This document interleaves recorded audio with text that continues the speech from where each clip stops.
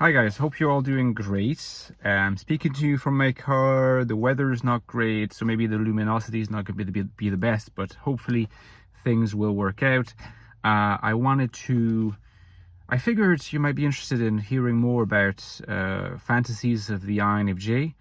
I am no stranger to the fact that this channel started out as an INFJ channel. I kind of broadened my horizons over time, but there is still a strong INFJ identity to this channel. There's a strong NI-dominant identity to this channel. That's not going to change, and it will never change insofar as I would always speak as an NI-dominant, and so there's no risk of that changing because it's kind of mathematically impossible for it to change in a way, right? But I figured let's talk about other fantasies of INFJ life. So as you know, I've already talked about at least 3 of them. I've talked about the most important one being a repair fantasy, right?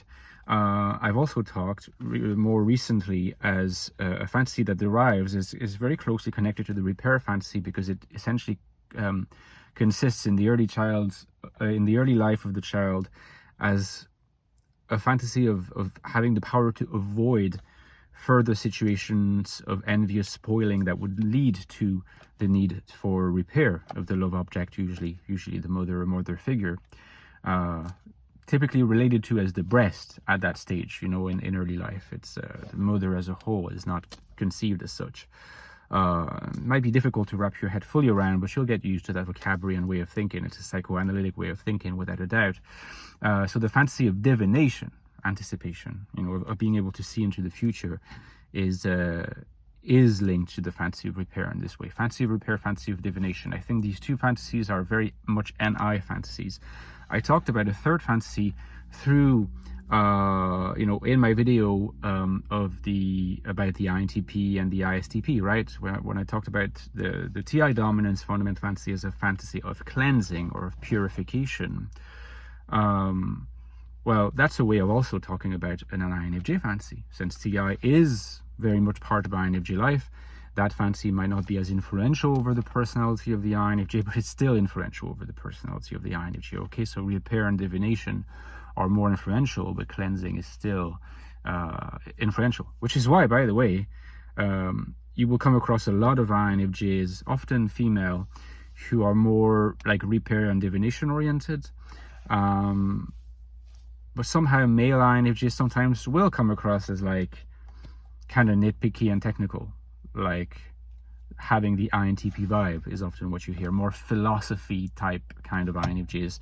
And that's where the fantasy of purification and cleansing, like isolating the essences of things and meanings, really comes across. It's more notable in males than in females, and that also says something about the way in which, you know, the mother relates to the young girl slightly differently than she does to the young boy.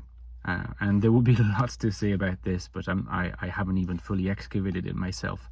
Now, there's other fantasies. I want to talk about the fantasy that has to do with Effie, because after all, Effie is the dominant function of 2 types, ESFJ and INFJ, but also the auxiliary function of the INFJ and the ISFJ. And in those types, it is certain that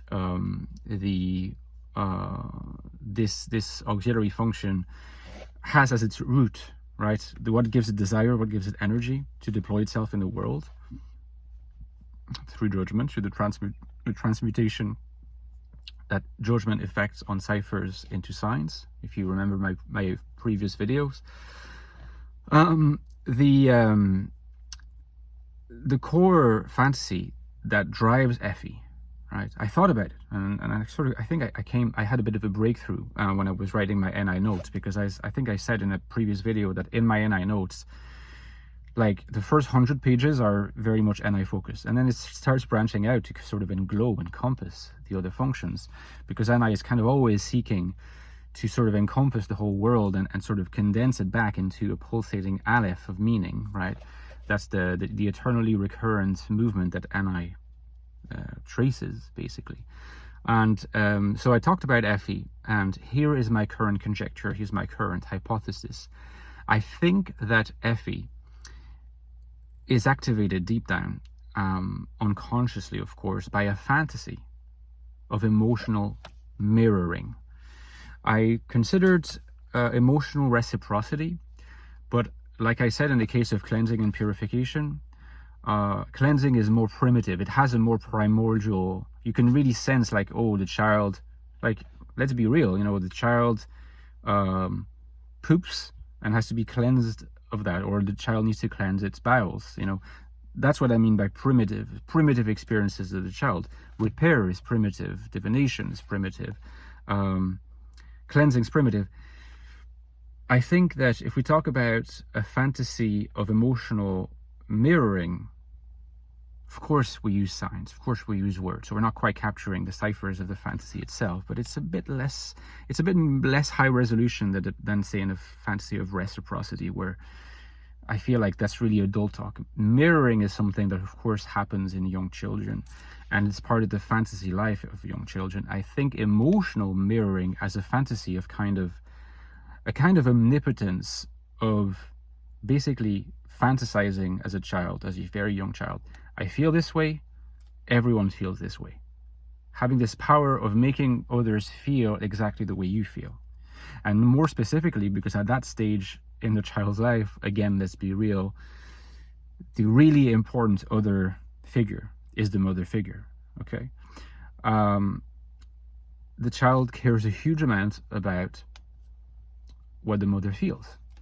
Suppose that the mother is not showing up exactly when the child demands that she show up, to feed it, to hold it, to protect it, to make it feel warm.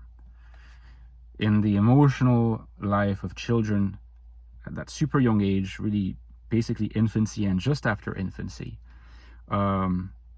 it's very scary. It's very scary to imagine that, well, she's not around. What if she doesn't love him? What if she actually hates me? You know, that children, that age, again, they don't think in terms of what's called ambivalence. You know, all the nuances of feeling, all the way from love, idealized love, to absolute hate. There's a splitting between love and hate. That's the black and white thinking that happens in the life of these young children. And the discovery of the possibility that by not being present immediately, because of course these very young children live in spontaneous time, they don't have a notion of constructed time, the switching from love to hate is very, very terrifying, because obviously it poses a threat to their physical integrity and to their survival as well.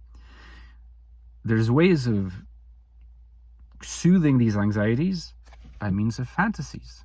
The child fantasizes having certain powers that allow it to, through believing in those, through hallucinating that these really are happening, you know, can control what's going on, right? So there's a way of saying, oh, well, look, I can repair the wound, no problem. I can divine what's going to happen. I can cleanse. I can get rid of all the dirt in myself so that I can be lovable or whatever for cleansing. In this case, I'm saying, by feeling a certain way, I love my mother, I love this object, I know that there's an automatic mirroring. I can, through my omnipotence, I can effect this absolute mirroring. And I think that's the root of Effie, because Effie is always seeking to make sense of its values and emotions and feelings in later life as universally shared, as universally shareable, and therefore really ought to be shared. And high Effie users get threatened by people who clearly don't have their values and don't feel the need to explain themselves about why they don't have their values. It's very threatening to an Effie dominant. I think it harks back all the way to the primitive stages of this fantasy of emotional mirroring. If there is emotional mirroring, there is safety. The death anxiety is pacified, and later on, the will to live is activated, right? So that's for Effie fantasy. Tomorrow, hopefully, I'll be talking about the SE fantasy. And after that, we'll be moving on to other fantasies that are not strictly speaking part of the INFJ stack. We'll be talking about fantasies of the SI function, although that may be a little bit later on. We'll be talking about fantasies of the NE function. That should be interesting, because I've written stuff about that. Like I said, SE fantasy, NE fantasy, and at a later stage also FI fantasies. Okay guys, so thank you so much. Give me a like if you enjoyed this video, guys. You know it matters a huge deal to my referencing. My views have been declining of late. Let's try to reverse that together. Don't forget that you can support me on Patreon. The link is below. I need your help more than ever. If you join my Patreon, you get access to a whole library of exclusive contents, long format videos only for patrons. If you like my stuff, you're going to love that. You get access to the Fourfold, which is our Discord server as well. I'm there all the time. Come hang out with me and the others. And my 2 books on the INFJ, the Ecstatic Soul and its sequel, the Infinite Soul. This one is all about the inner life of the INFJ, and this is all about the outer life of the INFJ, how to find meaning and purpose and value in the world as an INFJ. These books go well together. If you want a deep understanding, you should absolutely get them. All the links below. See you tomorrow, guys, and take care.